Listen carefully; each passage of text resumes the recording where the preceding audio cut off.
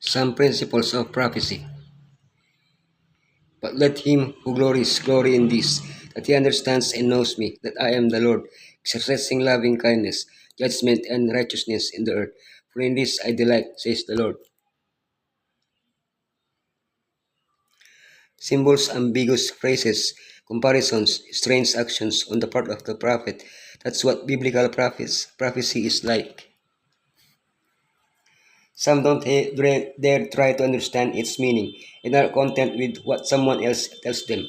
Others take one or two sentences and create a fantastic interpretation without any basis. But those who read and understand it correctly grow in their knowledge of Elohim and receive abundant blessings. What principles can help us correctly study and understand biblical prophecy? Principle 1. Read with the right attitude.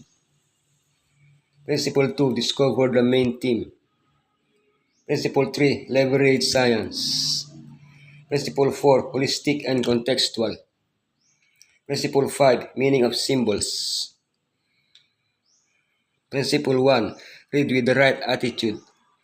Blessed is the one who reads aloud the words of this prophecy, and blessed are those who hear it, and take to heart what is written in it, because the time is near. There is a blessing for those who read prophecy. However, very few feel blessed by reading the prophecies contained in Revelation, Daniel, Isaiah, Zechariah, etc. Why does this happen? Because they don't read them with the right attitude. When Yeshua said, "Let the reader understand," he was telling us that we are capable of understanding them, but under certain conditions. Be willing to heed what prophecy teaches us. Recognize that we do not have the knowledge necessary to understand them, but rather we depend on divine wisdom to do so. Reading prophecy to explain my perspective on how certain events will unfold, or without perceiving Elohim's voice in it, is not a correct approach. Principle 2. Discover the main theme, and how from infancy you have known the Holy Scriptures, which are able to make you wise for salvation through faith in Messiah Yeshua. The psalmist acknowledged that he could not comprehend Elohim's knowledge, for his knowledge is infinite. Paul tells us that Elohim's actions are unsearchable, that is impossible to study and understand. It is as impossible for us to understand the thought of Elohim as it is for us to touch the moon with our hand. Fortunately, Elohim has made an effort to come down to our level and help us understand something of his thoughts. In the Bible, the word of Elohim, even the simplest mind can perceive Elohim's love and the salvation he offers us. The plan of salvation is the main theme of the Bible and, of course, of the prophecies contained therein. Principle 3. Use science.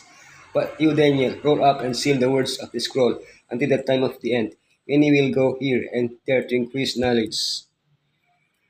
Along with the command to seal the book, to hide its contents until the time of the end, Daniel was told of an increase in the search for science, the knowledge necessary to understand it.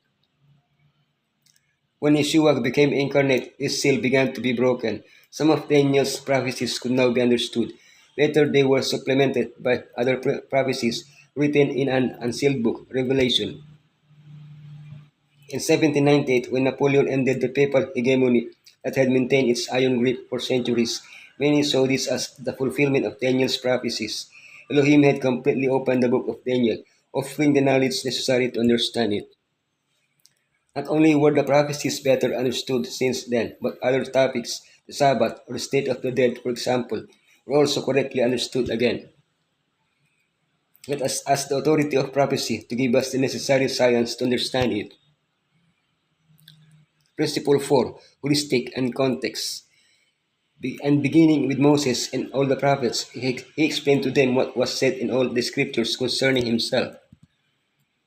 Reading prophecies in isolation will only lead to fantastic interpretations far removed from their true meaning. Yeshua taught us to study the Bible holistically, that is, seen as a whole.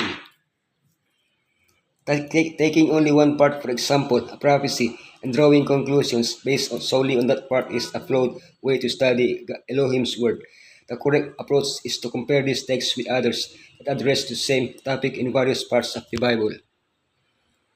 Another point to consider is the context surrounding the text being studied. What do the texts before and after it say? Who wrote it, when, and why? Taking a passage out of context can make it say whatever you want, but not the truth it wants to teach us. Principle 5. Meaning of symbols. The mystery of the seven stars that you saw in my right hand, head and of the seven golden lampstands is this. The seven stars are the angels of the seven churches. The seven lampstands are the seven churches. Biblical prophecies are replete with symbols and images. In a few cases, the prophecy itself tells us its meaning. However, in most cases, its meaning is not explained. Trying to take these images into literally is absurd.